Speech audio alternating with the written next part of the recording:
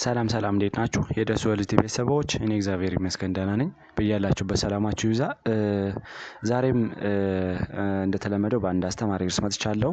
በዚህ ቪዲዮ ለእናንተ ልነግራችሁ የፈለኩት ስለ ቴታነስ በሽታ ወይም ደግሞ የመንጋጋ ቆልፍ በሽታ ምንድነው የሚለውን በደንብ ከምንነቱ ጀምረን እስከ ማኔጅመንቱ አብረን እናያለን ማለት ነው። ከዛ በፊት ግን እንደተለመደው ለቻናሌ አዲስ ሆናችሁ ሳብስክራይብ ያደረጋችሁ ቪዲዮውን እስከመጨረሻ ለማየት ሞክሩ።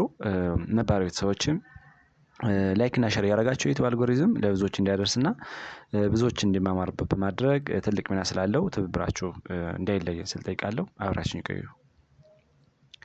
ወደ ዋናው ሀሳቤ ስገባ እንደሚታወቀው እንግዲህ ቴታነስ ይሄ ሌላ ስሙ ደግሞ ሎክጆ እየተባለ ይጠራል። ወይም ደግሞ ይሄ መንጋጋ ቆልፍ በሽታ በክሎስትሪዲየም ቴታኒ በሚባል ባክቴሪያ የሚመጣ የበሽታ አይነት ነው። በተለይ ደግሞ በሽታው እንደሚታወቀው አኪዩት የሆነ ኢንፌክሽስ ዲዚዝ ነው ወይም ደግሞ አጣዳፊ የሆነ የበሽታ አይነት ነው። በተለይ ደግሞ እንደሚታወቀው ቴታነስ ኒውሮሎጂካል ዲስኦርደር ከሚያስከትሉ የበሽታ አይነቶች ውስጥ አንዱ ነው። ከዚህ በተጨማሪ የማስል መኮማተር ወይም ደግሞ ማስል ስፓዝም ሊያስከትል የሚችል ወይም ደግሞ የማስል መሸማቀቅ ሊያስከትል የሚችል የበሽታ አይነት ነው ማለት ነው። ፕሪቫላንሱን ስናይ ወይም ደግሞ ስርጭቱን ስናይ እንግዲህ ወርልድ ዋይድ ነው።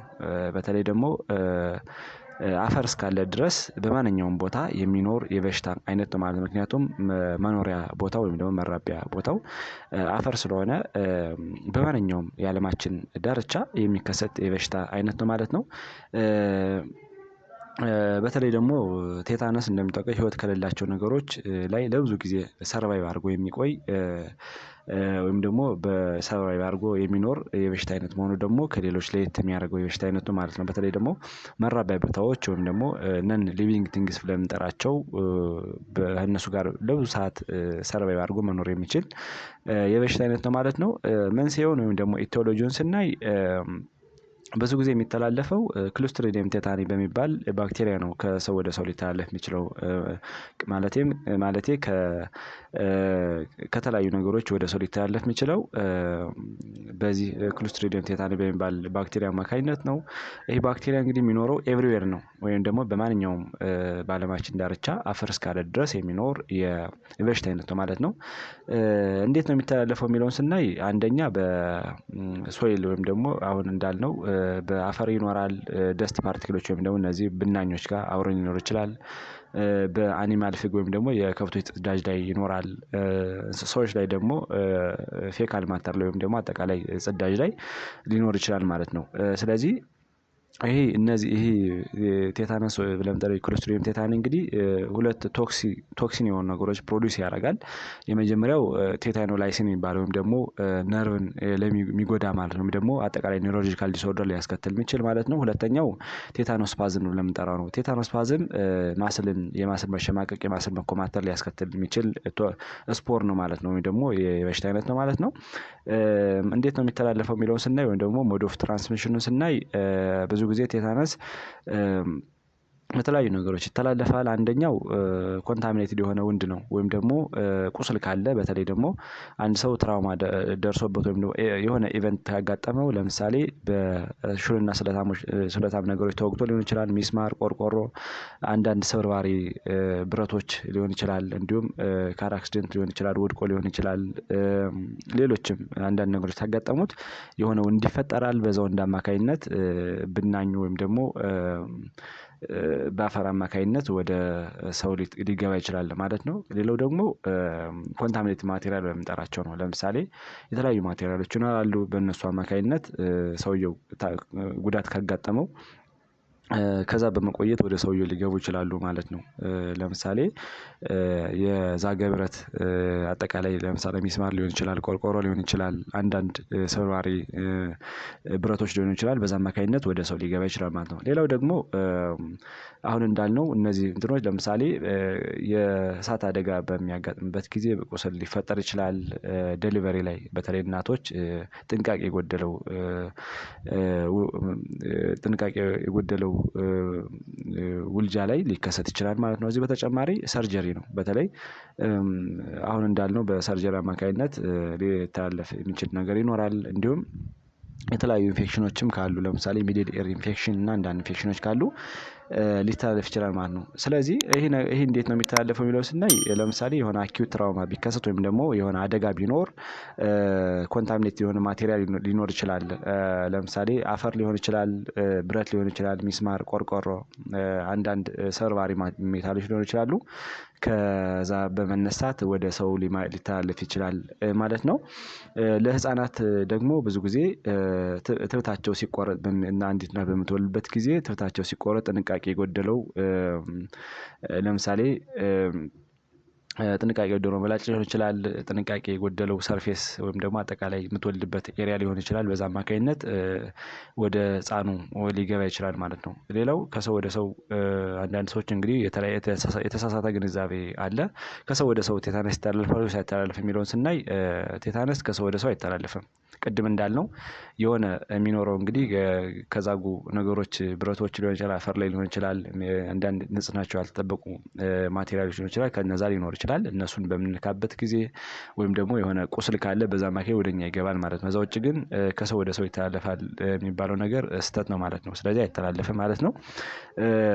ወደ አጋላጭ መንገዶች ስንመጣ ወይም ደግሞ ሪስክ ፋክተሮች ምን ናቸው የሚለውን ስናይ ቴታነስ እንደሚታወቀው የሆነ ኢንጁሪ ኤሪያ ማግኘት አለበት ማለት ነው። ወይም ደግሞ የሆነ ቁስል ማግኘት አለበት ወደኛ ለመግባት። ለምሳሌ በተለያየ ምክንያት አሁን እንዳልነው የሆነ ምላጭ ሊቆርጠን ይችላል፣ ቢላዋ ሊቆርጠን ይችላል፣ ሚስማር ሊወጋን ይችላል፣ አንዳንድ ሰብራሪ ብረቶች ሊወጉን ይችላሉ፣ በስራ አማካኝነት እንጨት ሊመታን ይችላል። አንዳንድ ትራውማዎች በሚያጋጥሙ ጊዜ ኢንጁሪ ይከሰታል። በዛ አማካኝነት ወደኛ ሊገባ ይችላል ማለት ነው። ከዚህ በተጨማሪ ቫክሲን አንድ ሰው ቫክሲን ካልወሰደ ወይም ደግሞ ቴታነስ ካልወሰደ ክትባት ካልወሰደ የቴታነስን አጋላጭ ሊሆን ይችላል ማለት ነው። በተለይ ደግሞ ፉል የሆነ ቫክሲን ማያገኙ ህጻናት፣ እናቶች ሊሆን ይችላል፣ አንዳንድ ሰው ሊሆን ይችላል። ከዚህ በተጨማሪ አንድየውንም ክትባት አለመውሰድ በቀላሉ ለዚህ በሽታ እንድንጋለጥ ወይም ደግሞ አጋላጭ መንገዶች ተብለው ይቆጠራሉ ማለት ነው። ወደ ምልክቶች ስንመጣ በተለይ ደግሞ ምልክቱ እንግዲህ በሽታው ወደኛ ከገባ በኋላ ከ3 እስከ 21 ቀን በ21 ቀን ባለው ውስጥ ኢንኩቤሽን ፔሪዮዱን ያሳያል ወይም ደግሞ ሳይንና ሲምፕተሙ ዲቨሎፕ ሊያደርግ ይችላል ተብሎ ይታሰባል ማለት ነው። በዚህ መሰረት እንግዲህ 4 አይነት የቴታነስ አይነቶች አሉ። አንደኛው ሎካል ቴታነስ ብለን የምንጠራው ነው። ወይም ደግሞ ከላይ ቁስሉ ብቻ ላይ ሊኖር ይችላል የቴታነስ አይነት ማለት ነው። ይሄ እንግዲህ የሆነ ውንድ ይፈጠራል ወይም ደግሞ ቁስል ይፈጠራል። በዛ አማካኝነት ቴታነሱ ወይም ደግሞ ክሎስትሪዲየም ቴታኒ ብለን የምንጠራው ወደኛ ይገባል። በዛ ሂደት ማስልስ ኮንትራክሽን ሊያስከትል ይችላል እዛ አካባቢ ሎካሊ ብቻ ማለት ነው። ለምሳሌ የማስል መኮማተር፣ የማስል መሸማቀል ሊያስከትል ይችላል ከተጎዳው ፓርት ብቻ ማለት ነው። ነገር ግን ይሄ ለጀነራላይዝድ ቴታነስ የማንቂያ ደወል ሊሆን ይችላል ማለት ነው። ስለዚህ ቶሎ ሕክምና ማግኘት ስርጭቱን እንትን እንዳይል ማድረግ እንችላለን ማለት ነው። ሁለተኛው ጀነራላይዝድ ቴታነስ ነው ብለን የምንጠራው ወይም ደግሞ አጠቃላይ ይሄ ሁሉንም ያካለለ የቴታነስ አይነት ብለን የምንጠራው ነው። በተለያየ ምክንያት የገባ ቴታነስ መላ ሰውነታችን ሊቆጣጠር ይችላል። በተለይ ደግሞ ቅድም እንዳልነው ቴታነስ የሚያጠቃው እንግዲህ ነርቮችን ነው ወይም ደግሞ ኒውሮሎጂካል ዲስኦርደር ነው ሊያስከትል የሚችለው። ማስል ስፓዝም ወይም ደግሞ የማስል መሸማቀቅ ነው ሊያስከትል የሚችለው እና አንዳንዴ ሎክጃው ሊኖር ይችላል ወይም ደግሞ አፍ ላይ ለመግጠም መቸገር፣ ለመክፈት መቸገር ሊኖር ይችላል ማለት ነው። በዛ ሂደት ነርቮች ይጎዳሉ። አጠቃላይ የፋሻል ነርቮች ሊጎዱ ይችላሉ። ሌላው ደግሞ ነክ ስቲፍነስ ሊያስከትል ይችላል ወይም ደግሞ አንገትን በደንብ ማንቀሳቀስ መቸገር፣ እንዲሁም አንገታችን የሆነ ግትር ብሎ እንዲቀር ሊያደርግ ይችላል። ከዚህ በተጨማሪ ለመዋጥ መቸገር ነው ወይም ደግሞ ዲፊካልት ስዋሎዊንግ ሊሆን ይችላል። ብዙ ጊዜ አጠቃላይ የጉሮሮአችን ነርቮች፣ የአፋችን የተለያዩ ነርቮችን ስለሚጎዳ ይሄ ባክቴሪያ በደንብ እንዳንወጥ ሊያስቸግር ይችላል። ከዚህ በተጨማሪ ለመተንፈስ መቸገር ወይም ደግሞ ዲፊካልት ኦፍ ብሪዚንግ፣ ሾርትነስ ኦፍ ብሪዝ ሊከሰት ይችላል ማለት ነው። ስለዚህ እነዚህ ሊከሰት ይችላል። ሌላው ደግሞ ሰውነትን ለማዘዝ መቸገር ነው። በተለይ አንኮንትሮል የሆነ ሙቭመንት ሊኖረን ይችላል ማለት ነው። በተለይ ከኖርማሉ የወጣ ሙቭመንት ይኖራል። ሰውነታችን ለማዘዝ መቸገር፣ በተለይ ደግሞ የማስል ስፓዝም ሊኖር ስለሚችል ወይም ደግሞ የጡንቻዎች መሸማቀቅ ይኖራል። የነርቮች ኖርማል ስራቸውን አክቲቪቲያቸውን እንዳይሰሩ ስለሚያደርግ የተለየ ሙቭመንት በተለይ ደግሞ ወገብ እንዲጎብጥ ያደርጋል ወደ ተለያየ አቅጣጫ ፍሌክስ ልናደርግ እንችላለን ማለት ነው። ከዚህ በተጨማሪ ቴታኒም ለምንጠራው አጠቃላይ ጀነራላይዝ ማስል ስቲፍነስ ወይም ደግሞ ማስል ስፓዝም ሊያስከትል ይችላል። ከዚህ በተጨማሪ ከዚህ ጋር ተያይዘው እንግዲህ የተለያዩ አሶሼት የሆኑ ሳይንና ሲምፕቶሞች ሊኖሩ ይችላሉ። ለምሳሌ ሽንትና ሰገራን መቆጣጠር መቸገር ሊኖር ይችላል። ራስ ምታት ይኖራል፣ ሙቀት ሊኖር ይችላል። ሌላው ላብላብ ሊለን ይችላል ማለት ነው። ከዚህ በተጨማሪ የደም ፕሬዠር ወይም ደግሞ የብለድ ፕሬዠር ኤሊቬት ሊያደርግ ይችላል ማለት ነው። እነዚህ አሶሼት የሆኑ ሲምፕቶሞች ናቸው። ሶስተኛው ኖናታል ቴታነስ ስለምንጠራው ነው። ይሄ እንግዲህ እንደምታውቀው ህጻናቶች ሲወለዱ ኒውቦርን ሲወለዱ ብዙ ጊዜ እናቱ ቫክሲን ፉል የሆነ ቫክሲን ያልወሰደች ከሆነ ወይም ደግሞ ቫክሲን ያልወሰደች ከሆነ ሊከሰት ይችላል። ከዚህ በተጨማሪ ትብቱ ሲቆረጥ ብዙ ጊዜ ንጽህና የጎደለው ማቴሪያል የምንጠቀም ከሆነ ለምሳሌ ንጽህና የጎደለ ምላጭ የምንጠቀም ከሆነ አንዳንድ ነገሮች የምንጠቀም ከሆነ ከዚህ በተጨማሪ ሰርፌሱ ራሱ የምትወልድበት ኤሪያ ንጹህ ካልሆነና በጣም ደርት የሚሆን ከሆነ ለዚህ ህፃኑ ለዚህ ሊጠቃ ይችላል ማለት ነው። እንደ አጠቃላይ እንግዲህ ይሄ ኒዮናታል ቴታነስ ስለምንጠራው እንደ ጀነራል ቴታነስ ተመሳሳይ ሳይንና ሲምፕተም ሊኖረው ይችላል ማለት ነው። ነገር ግን ያው በእድሜ ደረጃ ስለሆነ የነዚህን የሚያሳየው ሲምፕተም የተለየ ሊሆን ይችላል። በዚህ ምክንያት ነው እንግዲህ ብዙ ጊዜ እናቶች በደንብ ክትባት እንዲከታተሉ የሚፈለገው ማለት ነው። በተለይ ከመውለዷ በፊትና ከወለደች በኋላም ቴታነስ እንድትወስድ የቴታነስ ክትባት እንድትወስድ አንዲት እናት ይመከራል ማለት ነው። ከዚህ በተጨማሪ ደግሞ እናቶች ሲወልዱ ብዙ ጊዜ ጤና ተቋም ላይ ቢሆን በጣም አድቫይዝ ይደረጋል። ምክንያቱም በውልጃ ሰዓት ቅድም እንዳልነው ንጽህናው ያልተጠበቀበት ኢንቫይሮንመንት ላይ ሊሆን ስለሚችል እንደገና ደግሞ ንጽህናው ባልተጠበቀ ምላጭ ሊቆረጥ ስለሚችል ወይም ማቴሪያል ሊቆረጥ ስለሚችል ለቴታነስ ህፃኑም ሊጋለጥ ይችላል ተብሎ ይታሰባልና እንደዚህ ማድረግ አያስፈልግም ማለት ነው። ስለዚህ ክትትል እናቶች በአንቲናታል ኬር ላይ በደንብ መከታተል አለባቸው። ቲቲ የሚባለውን ክትባት መውሰድ አለባቸው። እንደገና ደግሞ ሲወልዱም ጤና ተቋም ላይ ቢሆን በጣም አሪፍ ነው ማለት ነው። አራተኛ ሴፋሊክ ቴታነስ ስለምንጠራው ነው። ሴፋሊክ ቴታነስ ስለምንጠራው እንግዲህ ሬር ኬዝ ነው ወይም ደግሞ በጣም ብዙ ጊዜ አይከሰትም። ነገር ግን ብዙ ጊዜ ጭንቅላት ላይ ቁስል በሚፈጠርበት ጊዜ ወይም ትራውማ በሚኖርበት ጊዜ ወደ ራስ ቅል አማካኝነት በመግባት ነርቮችን እና ማሰልን ሊጎዳ ይችላል ማለት ነው። በዛ ሂደት ይሄ ሴፋሊክ ቴታነስ የሚባለው ይከሰታል ማለት ነው።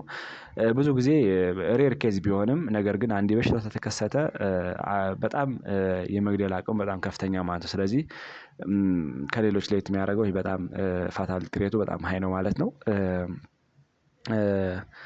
ስለዚህ ጥንቃቄ ማድረግ አለብን ማለት ነው። ከዚህ በተጨማሪ ወደ ምርመራው ስንሄድ እንደሚታወቀው ቴታነስ እንግዲህ ብዙ ጊዜ የሚመረመረው ሳይንና ሲምፕተሙን ፎሎ በማድረግ ነው ወይም ደግሞ የሚያሳየውን ምልክት በማየት መለየት እንችላለን። ብዙ የቴታነስ ምልክቶች እንግዲህ ከሌላው ጋር ብዙም ዲስክሪሚኔት ማድረግ እንችላለን፣ መለየት እንችላለን። ያን ያህል የሚከብድ አይደለም። ከዚህ በተጨማሪ እንደ ሳፖርቲቭ ወይም ደግሞ እንደ ሳጀስቲቭ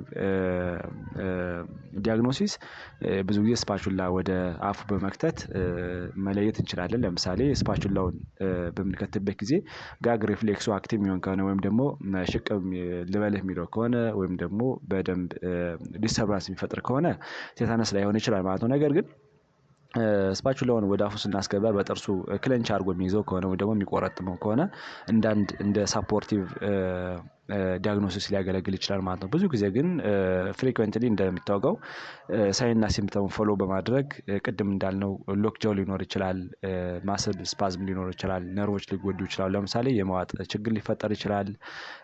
ቅድም እንዳልነው በደንብ ነርቮች ወይም ደግሞ ሰውነቱ አልታዘዝ የሚል ስለሚሆን በዛ መለየት እንችላለን። አሁን እንዳልነው ግን ስፓቹላንም ቴስት በማድረግ መለየት እንችላለን ማለት ነው። ወደ ትሪትመንቱ ወይም ደግሞ ወደ ህክምናው ስንሄድ ብዙ ጊዜ የቴታነስ ፔሸንት አድሚት የሚደረገው አይሲዩ ነው ወይም ደግሞ ኢንቴንሲቭ ኬር ዩኒት ላይ ገብቶ ይታከማል ማለት ነው። እንደገባ እንግዲህ አይዞሌትድ የሆነ ኤንቫይሮንመንት ያስፈልገዋል። ለምሳሌ በጣም ዳርክ የሆነ ኤንቫይሮንመንት እና ኳይት የሆነ ኤንቫይሮንመንት ያስፈልገዋል። ምክንያቱም ይሄ ቴታነስ ብለን የምንጠራው በሽታ እንግዲህ የነርቭ ችግርን ሊያስከትል የሚችል በሽታ ስለሆነ ብዙ ጊዜ ላይት በሚኖርበት ጊዜ ወይም ደግሞ ጫጫታ በሚኖርበት ጊዜ ወይም ደግሞ ኖይዝ በሚኖርበት ጊዜ በሽታው ይባባሳል ማለት ነው። ስለዚህ ፔሸንቱ አይሲዩ ላይ በገባ ከገባ በኋላ አይዞሌትድ ሩም ያስፈልገዋል ማለት ነው። ከዚህ በተጨማሪ ሜካኒካል ቬንቲሌተር ሊያስፈልገው ይችላል ማለት ነው። ብዙ ጊዜ ይህ ሜካኒካል ቬንቲሌተር በምጠራው እንግዲህ ቬንቲሌሽን እና ኦክሲጅኔሽን የሚሰጠው ወይም ደግሞ ፔሸንት ኦክሲጅን ያስፈልገዋል። ቅድም እንዳልነው ያተነፋፈስ ችግር ሊያስከትል የሚችል ቴታነስ በደንብ ሳፖርት መደረግ አለበት ማለት ነው።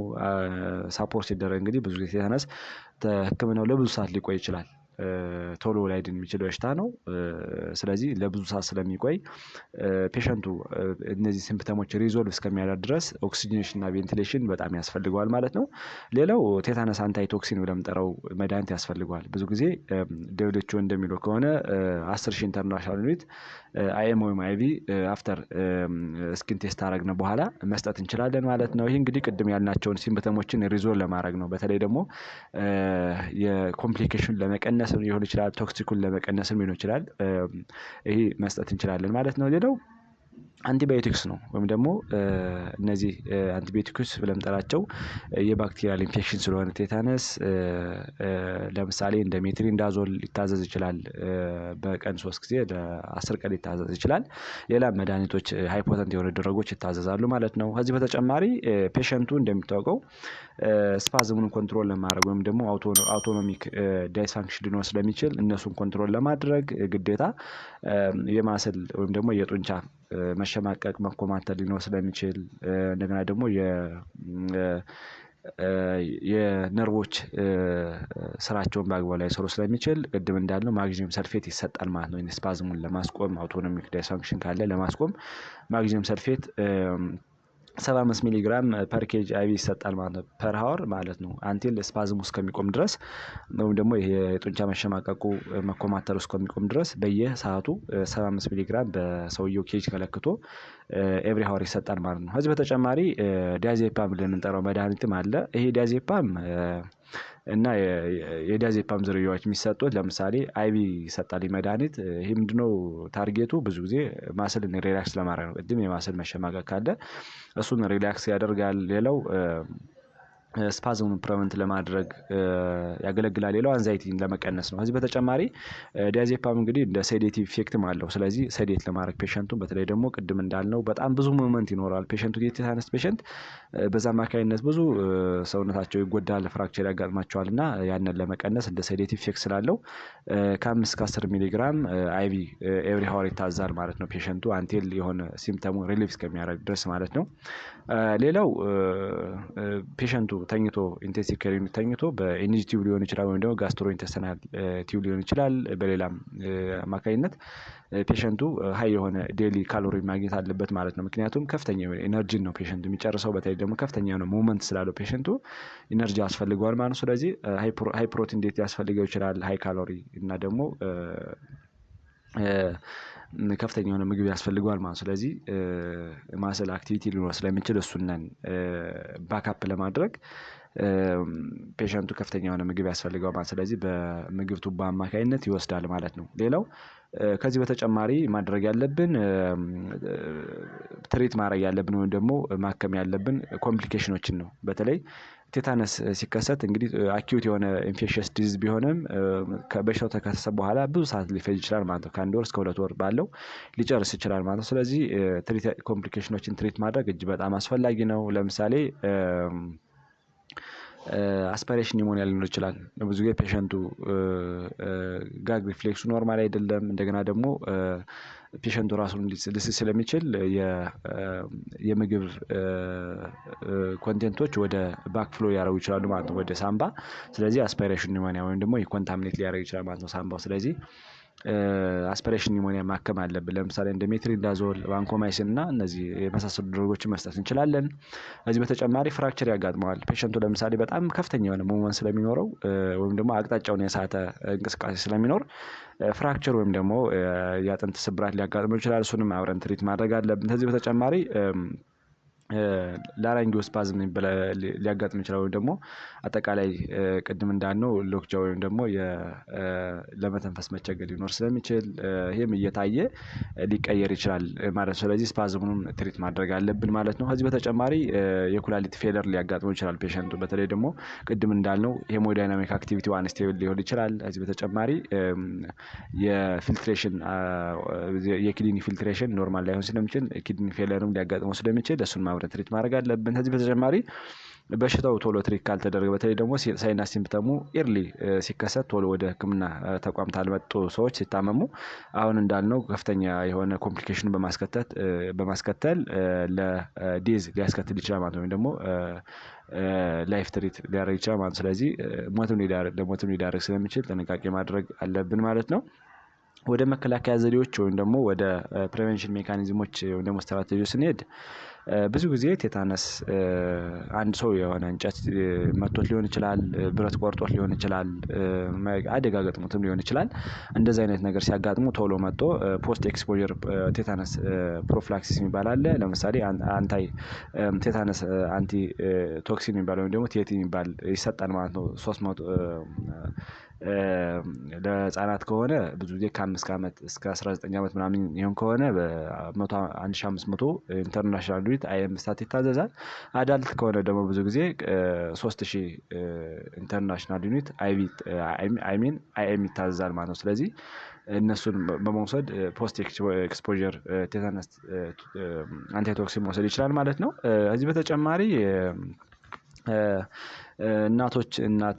አንዲት ነፍሰ ጡር እናት እንዲሁም ደግሞ ህፃናት በደንብ መከተብ አለባቸው ማለት ነው። የቲቲ ክትባት ማግኘት አለባቸው። ደብሊውኤችኦ እንደሚለው ከሆነ እንግዲህ ቫክሲን እስከ 6 ጊዜ ይሰጣልና ይህን ክትባት በደንብ መውሰድ አለባቸው። ከዚህ በተጨማሪ ቅድም እንዳልነው የሆነ ኮምፕሊኬሽኖች ሲከሰት የሆነ ችግር ሳይንና ሲምፕተሞችን በምናይበት ጊዜ ቶሎ ወደ ሕክምና ተቋም መምጣት የተለያዩ ኮምፕሊኬሽኖች እንዳይከሰቱ ወይም ደግሞ ውስብስብ ችግሮች እንዳይመጡ በማድረግ ቶሎ ራሳችን ትሪት ማድረግ ስለምንችል የሆነ ብረት ሲወጋን አንዳንድ ነገሮች ሲኖሩ ቶሎ ጤና ተቋም ላይ መምጣት እንደ መከላከያ ዘዴ ተደርጎ ይቆጠራል። ሌላው ደግሞ ኮምፕሊኬሽኖችን ቶሎ ሳይደርሱብን ራሳችንን መጠበቅ እንችላለን ማለት ነው። ዛሬ እንግዲህ ስለ ቴታነስ አሪፍ ወይ ደግሞ ስለ መንጋጋ ቆልፍ በሽታ አሪፍ ነገር አግኝታችኋል ብዬ አስባለሁ። ስለዚህ ለሌሎች እንዲዳረስ ላይክ፣ ሼር እንዲሁም ሰብስክራይብ ያደርጋችሁ ትብብራችሁን እንዳይለይ ስል እጠይቃለሁ። ባይ ባይ።